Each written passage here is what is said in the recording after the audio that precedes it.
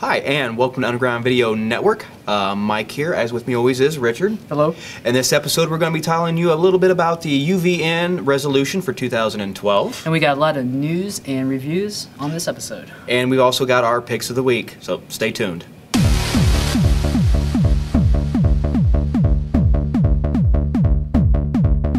Welcome back. Like I said earlier, Mike here, Richard.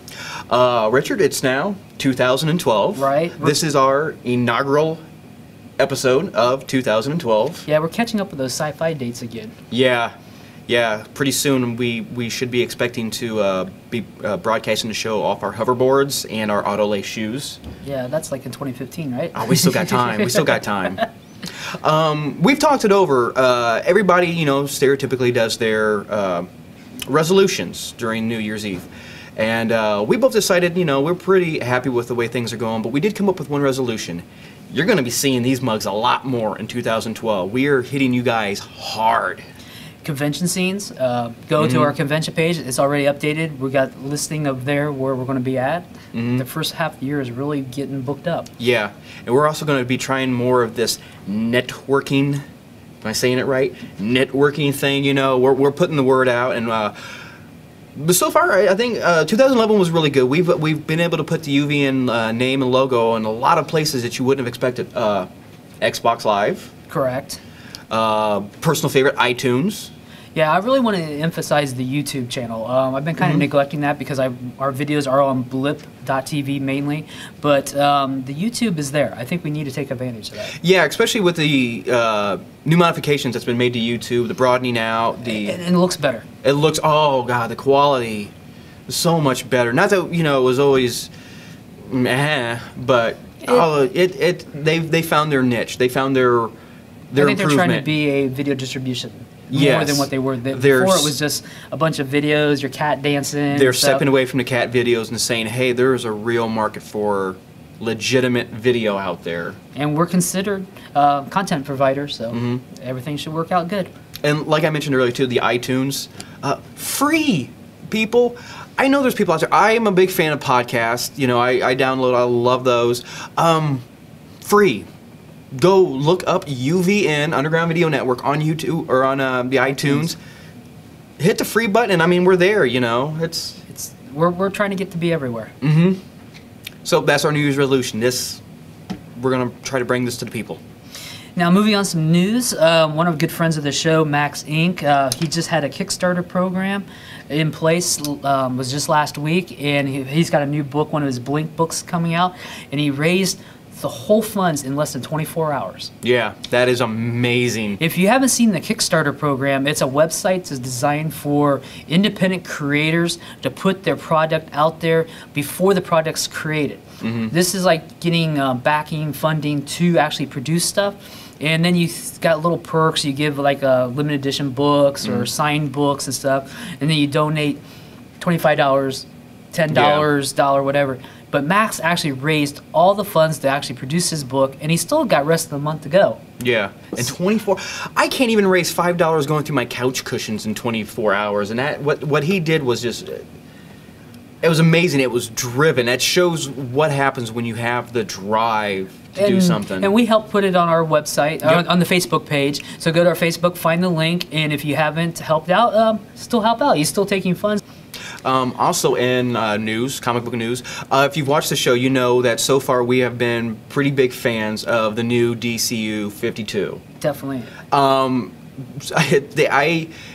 went into it, I'll give it 3 or 4 issues, like Richard said, and we'll see how it goes. And so far, the books that I have been following have not disappointed. They made me an Aquaman fan. I love me some Aquaman. I never thought I would say this. It's on video now. It's on the intertubes or the interwebs. It can't go back. I love me some Aquaman. But some big news that's come about in the DC 52. The name of the mystery character. Yes, one of the fun Easter eggs of all the issues of the first issues of the 52 was it was almost like the Where's Waldo, but it was like Where's the hooded chick in each book. And I found myself like going back over and over again. It was like I really had to find them, and I was able to find all the ones that I was. But now we have a name to attach to the hooded lady.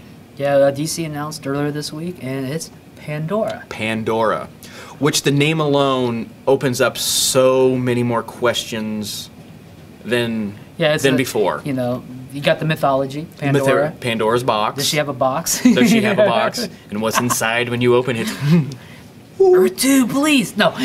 That's one theory. There was so far since the or all 52 universes. Could be. That's what I would love to see. That was one of the storylines of the old book that I really the old book. Oh, it feels like it's that far away. The original universe was the idea of the 52 universes, which I liked. I liked the idea that we could have all these different amazing stories. And I'm surprised that that was Marvel or that was DC's shortcoming is they fell behind on it. It was like, hey, look, we're giving you 52 universes to play with. Have fun. And we never saw but a handful. A handful. I mean, they was doing that stuff with Captain Atom going across. He was going to be the Monarch again and stuff, and that all just fell apart. Yeah, they never exploited it, and I'm hoping that maybe one of the things they're going to do with this Pandora is open that up. Either that or it's just another knockoff of Harbinger. Yes, that's right. I'm just afraid. Yeah. Because, but they said no more crisis. No more crises. But define crisis. You know, it's like, you know, let's go through I can just see DC going through their thesaurus. All right, what's another word for crisis? Oh, look, skirmish, or, you know, something like that. Skirmish on infinite Earths, you know. So, I mean, there's probably ways they'll get around it. But, yeah, the announcement, we have a name to go along with that character. I think they went about it very well because, like I said, they still didn't tell us anything. They still haven't told us anything, and like just introducing the character's name as Pandora opens up a lot of questions. I mean, could she be the off button? You know, like a fan of the show mentioned, could she be the way to the new DCU 52's not working out for us? Hey, look, there's the original, you know. It's the staple button. No. It's the staple button. Oh, look, we have the original back. Well, you know, they kind of did that back with the original Crisis, with the Psycho Pirate. Yes. And Power Girl. You know, how those were originally, and they kind of didn't fall through with the Huntress and Robin. If you actually read the original Crisis, even Huntress and Robin was supposed to have been held over, but that kind of disappeared and no one followed through. But Power Girl and Psycho Pirate was what unraveled the whole original Crisis. Yeah. And that led up to the 52. Yeah. Could she be the gateway to a lot of people when the new DCU first came out likened it to the Ultimates line from Marvel. You know, the new DCU is going to be the Ultimates version, but even in the Ultimates universe, we had a couple crossovers here and there with the original. Yeah. Could she be, you know, the gateway? The gateway. Or is she just there to stream live music to everybody in the new DCU? I think it was just there to get a whole other line of action figures. Which I am surprised. DC, get on this. I'm going to be honest with you. I'm a geek, but, you know, times being tight, I haven't actually bought an action figure in quite some time just because, not because of the quality. They're beautiful. It's just because it's another piece of plastic that's going to stand on my shelf. Ooh, I think I probably lost some people there. But from like issues 1 and 2 of most of the books I read, I kept telling myself, these figures come out, Daddy's getting them. Where are they? Where are they? Get on the ball. You've got at least 7 figures sold just from me right here. So, I think they're waiting on Marvel. No. Yeah, the big lawsuit this week. Marvel was at court right now, I guess, trying to figure out that mutants aren't really humans. Which is the most backwards racism remark that, you know, a comic book company could make. Yeah, they're like, there's some kind of tax difference between like the superhero action figures and a monster action figure. So they're trying to say that the mutants are some kind of monster or something, and they're at court right now. This is a legitimate argument. I can't even make this up. They're at court right now, somewhere in New York or wherever, and is doing this and trying to get this. You know, they want all their little money. They want their tax break. Right. So what they're saying is, basically, is like you've got 2 action figures. You've got your Captain America and you've got your Frankenstein. They're taxed differently because, don't ask me why, but they're taxed differently. So instead of putting like Cyclops from the X-Men over here with Captain America, they want to put him over here with Frankenstein. Because it's cheaper taxes, I guess. So. Oh well. There you go. That's what, you know. Now, is it Marvel that's doing this? It's Marvel, yeah. So, man. So or now Disney or whatever, you know. Oh, God, the mouse. Yeah. So now we know what the mouse really thinks of the X-Men. We're here with the Mutant Cactus crew. They're going to update us on their, I was trying to make up some kind of buttonography word or something or whatever, so let us know what's going on. Right now, we've been working on new designs as always. We got some new stuff. Working on a Vader right now. Looking out to get some more Star Wars stuff out. But the newest thing for us this year is we actually started doing earrings, keychains, and we don't have any at this show, but we teamed up with Little Rockstar Creations, and they're actually making hair clips for us. So we're testing out Harley Quinn and Wonder Woman hair clips on our Etsy shop. That should be a winner, right? We've already sold out of our test sets. So yeah, that's going really well. But she's got a lot of stuff. We made supplies for her, and she'll be knocking those out. Hopefully, we'll have some stuff at Cincinnati next weekend. And the biggest goal is, of course, Mid-Ohio to bring all of our new stuff there. Yeah. Got a new partner in crime. I don't know if no, Derek Watson. I'm not sure if you ever met him. How's it going? Sweet. All right, tell everybody the website to check out. Just go to www.mutantcactus.com, and that'll get you to our blog spot and our Etsy store and everything from there. Thanks for the update. Sweet.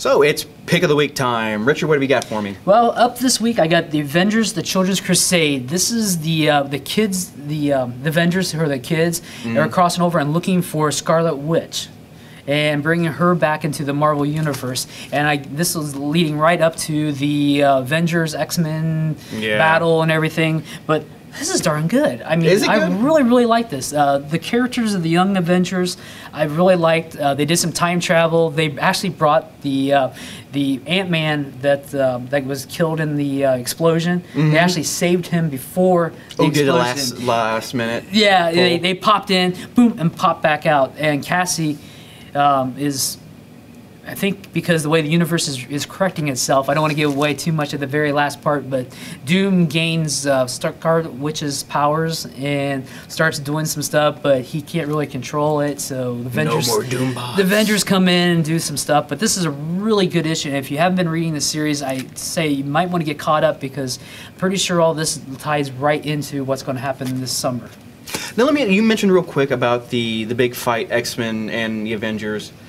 Do we need to see the X-Men and the Avengers fight again? Is it really that groundbreaking? It would have been cool if one of the X-Men movies would have came out this year. If we could have had a box office war. That would have been nice. That would have been, because that was two different companies. You got Paramount, and the X-Men is whatever. Well, let's face it, for as much as they like to rush crap, there's still plenty of time for them to do it. Yeah, I doubt it. Yeah. Because the Avengers movie's coming up there first week of May, so it should be interesting to see what they're going to do. Marvel, I know, is going to flood everything because they got another Avengers book coming out and stuff. Yeah. So it's going to be a big flood of Avengers stuff this year. Oh, big flood of Avengers stuff, which is fantastic. I cannot wait for the movie. And it's been a while since we've done a video game review. Mike, you have something up this week? Yes, I recently purchased and played Uncharted 3 by the Naughty Dog Studios. Let me tell you, I love this game. I've loved Uncharted since Uncharted 1. Uncharted series follows the adventures of Nathan Drake, a treasure hunter, a little bit of the Indiana Jones, a little bit of the Harrison Fords. He's pretty much Harrison Ford. He's got a little bit of the Indiana Jones, a little bit of the Han Solo, you know. Wow. And this is a fantastic game. The first two were phenomenal. The third one does not disappoint.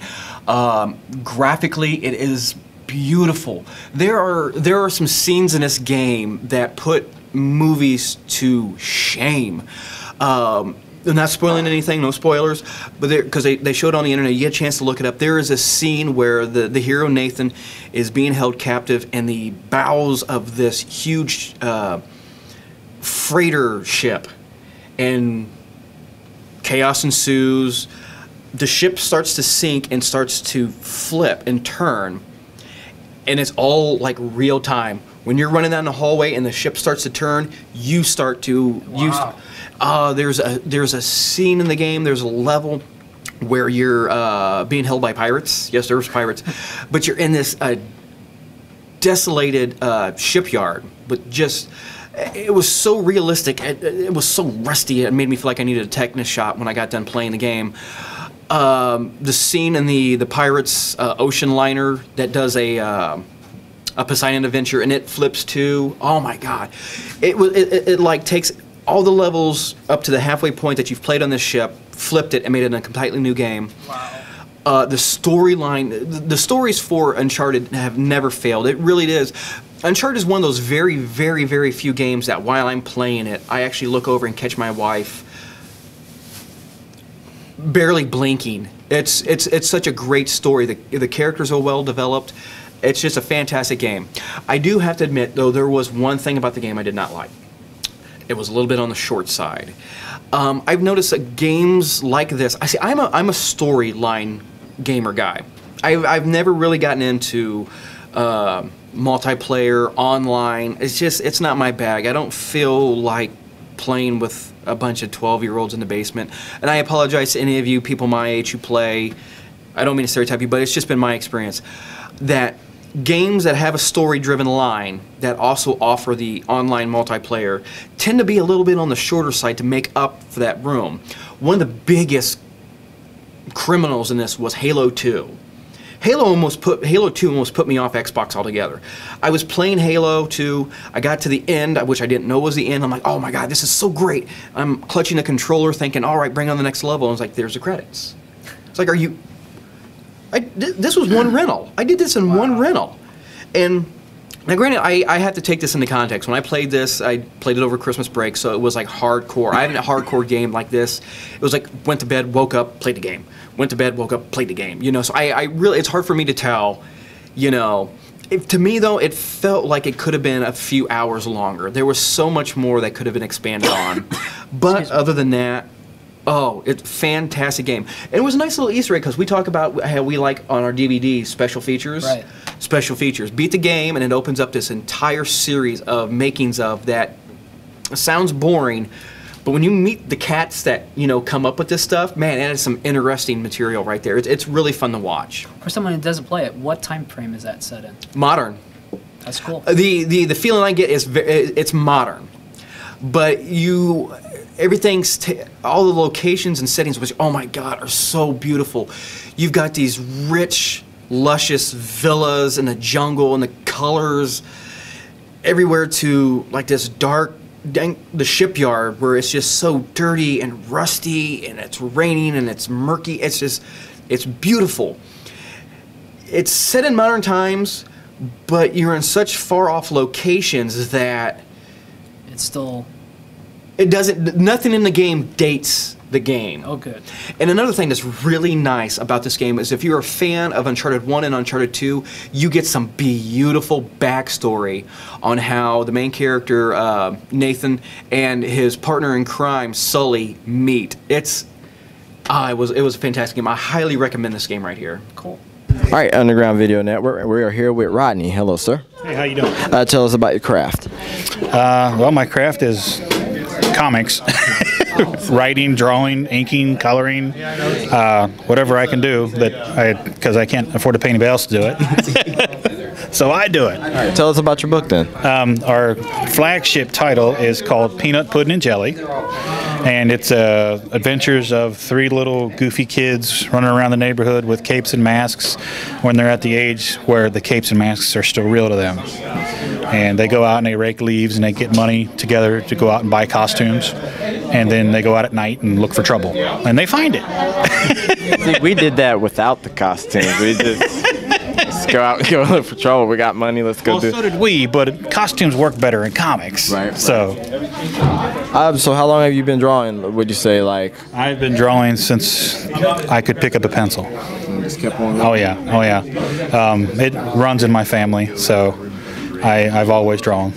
And if it wasn't Marvel Comics, it was Star Wars, and as soon as Star Wars hit, it was over. It was all about, this is what I want to do. So we see you do a lot of like sketch cards and stuff. How long did it take you to like? I really came kind of late to the whole sketch card phase, and I just really. He says that, and then you see thousands and tons and tons of. That's because I work quick. It's just I like it because it's a short, simple, intimate piece that I can do real quick. I can be as detailed as the Darth Vader, which took me several days to do. Yeah. Okay. Or I could do something as quick as the Jawa or the Scooby and Shag, which were a half hour. everything, pencils. Super diversity. Yeah, exactly. What tools did you use to do that? Microns, and a very dry, Micron #1. That's where I got the airbrush look, and it's just Everybody doesn't need Photoshop when they can know the tools you got. As a matter of fact, I scanned this into Photoshop to add some color to it, and decided that the color took away from the line work, so I just left it black and white. So, and everybody that I've shown have agreed it looks better in black and white. Just don't add any color. See, if you would have told me now that you did that all in Photoshop, I would have just believed him. Like, oh, okay. No, So, this is all by hand. so get a big shot on there. Well, since you're a Vader fan, how do you feel about the new? He feels great about it. The new Star Wars being on Blu-ray, and I think George needs to leave well enough alone. I still have the original trilogy video cassettes, so I have the original version. No matter what you do, George. and they're still worth money just because no one has them. Rarely. Well, I did a purging of all of my videos last year, and that's the only ones that I kept were the Star Wars trilogy. So, and George, Greedo did not shoot first. Tell the people your website so they can reach you. It is Hazzum.com. That's HAZZUM.com. That's the flagship site. And also there's Peanut, Puddin', and Jelly, spelt just like the book. PeanutPuddin'andJelly.com. We're also on Facebook under the same name. And you can find us there. All right. Thank you very much. Thank you very much. Sweet. Appreciate it. So, continuing our pick of the week, Richard. Yeah, I'm going with another comic, The Incredible Hulk. Jason Aaron's writing this. Going a little bit in the opposite direction here. Oh, yeah? I really don't like the way he's interpreting Bruce Banner. A negative review? Yeah. Oh my God! What? The art's what dare pretty cool. you? The art's pretty cool, but I just don't like the way, Bruce Banner isn't a Frankenstein. Well, give me a little backstory, Richard. I don't follow. Well, I don't really read the Incredible Hulk. What's Starting out been this, going on? yeah, right now, right before the other one wrapped up and going into this one, Bruce Banner and the Hulk has been separated. Two completely different. Right. They could shake hands. Yeah, and Hulk went down underground, I should say, and is down with the Mole Men and his people and stuff, and then all of a sudden Bruce Banner's creating all these monster things, like these gamma radiated hogs and stuff. Oh, so when you say Frankenstein, you mean Dr. Frankenstein, not yes. Frankenstein's monster. No, we're talking. But Frankenstein, He is the Frankenstein. Doctor. And Bruce Banner isn't a biochemist. He was basically a bomb maker. He made gamma bombs. Yeah. And the original Banner, and they've totally lost where Banner is. The Hulk to me is Jekyll and Hyde. Yes. The original interpretation, Stan Lee says that's what he was going with.